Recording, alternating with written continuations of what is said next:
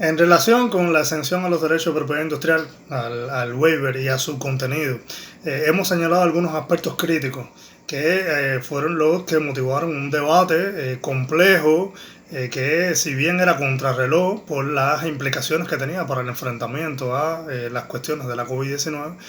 tenía muchos aspectos que entorpecieron y marcaron una posición abierta de un grupo de países para que tuviera una mayor amplitud, como habíamos señalado. Se trataba de una flexibilización de aproximadamente el 50%. Incluía hasta los capítulos de observancia de derechos del ejercicio de acciones de defensa de los derechos de propiedad intelectual. No se limitaba a las patentes, sino que abarcaba otras modalidades de derechos de propiedad industrial reguladas acá. Y cubría todas las tecnologías en su propuesta inicial. No se enfocaba solo en las vacunas, como les había comentado en ese momento. Eran prometedoras, pero no se habían logrado las autorizaciones sanitarias para muchas de las vacunas que luego durante los años siguientes y durante el proceso de negociación sí se obtendrían. Con esto es importante resaltar de que el núcleo normativo de la exención no es solo el documento final, sino que tuvo toda una trayectoria que va desde esta presentación inicial en octubre del año 2020, que transitó por una oposición de los países europeos, de Suiza, de Australia, a esta propuesta inicial y de Estados Unidos en un primer momento, que se reverdece con un cambio de postura a partir de que la administración norteamericana cambiara la política anterior sobre ese tema y a la aceptación de incorporarse en las negociaciones, la cual creo que fue una moneda empeñada también en cierto modo para lograr que fuera mucho más amplio el contenido y el alcance de el waiver de la exención. De todas formas, sí debe señalarse que se nucleó en torno a ella la mayor parte de países en vías de desarrollo y se generó un rico debate sobre este tema. Las posturas de la oposición básicamente radicaban sobre la existencia de los mecanismos que, como se ha señalado y lo sostengo, se tornan complejos a la hora de desplegarlos en los ordenamientos nacionales. O sea, para nadie es un secreto que las licencias obligatorias desde el punto de vista política son complejas, tanto para las autoridades como las declaran, como para los gobiernos, como ha mostrado por ejemplo, la experiencia de Brasil, en el propio caso de Favirens, y ha sido así en muchos de los países. Contrario a lo que puede pensarse, sí se ha utilizado el mecanismo de las licencias obligatorias y de los usos del gobierno para enfrentar las situaciones de salud. Hay bases de datos como Trick Flexibility y otras relacionadas con la salud que listan las licencias obligatorias y los usos del gobierno que se han utilizado para diferentes medicamentos a lo largo de los últimos años y curiosamente no es limitada como se quiere hacer pensar. O sea, hay un uso cada vez mayor de este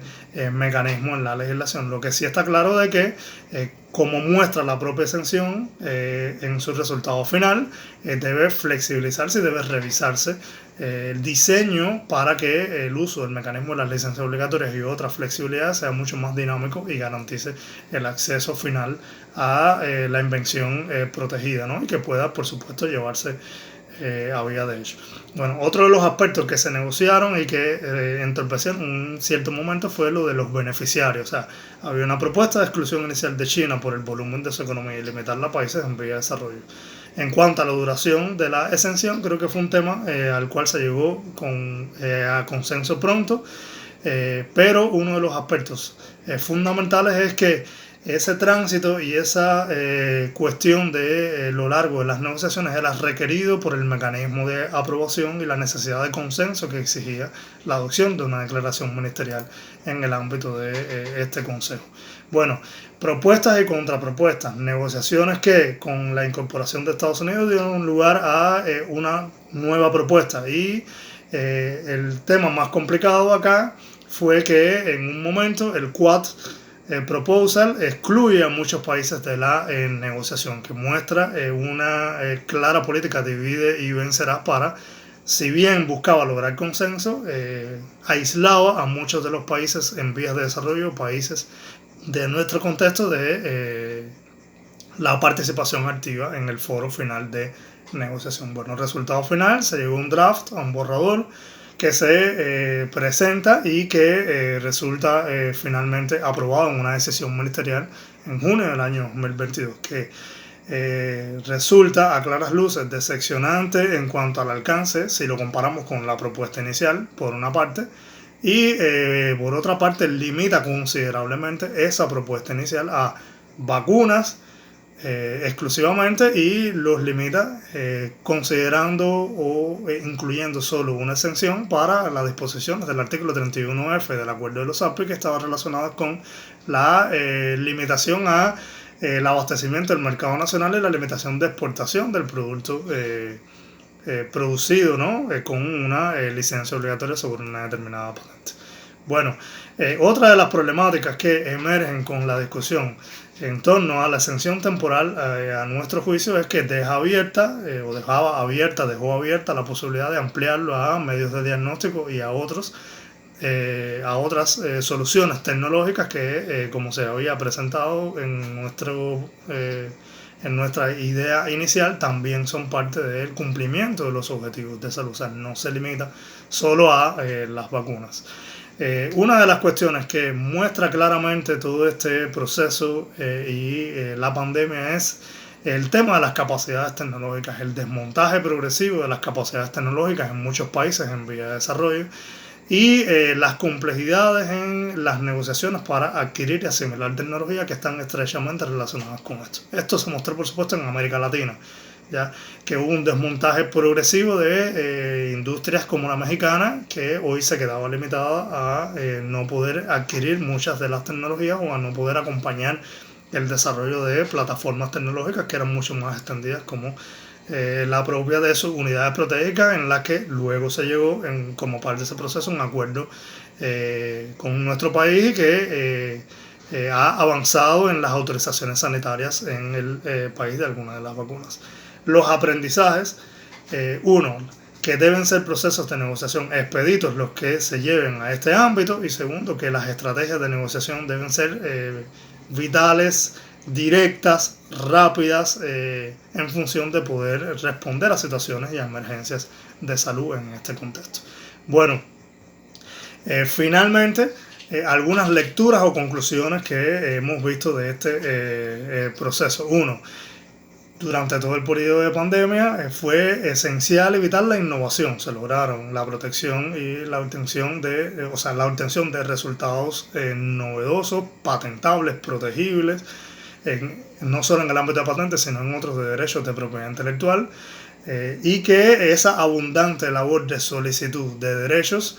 muestra una preocupación sobre un tema que sería la transferencia de tecnología y sobre todo la construcción de pools,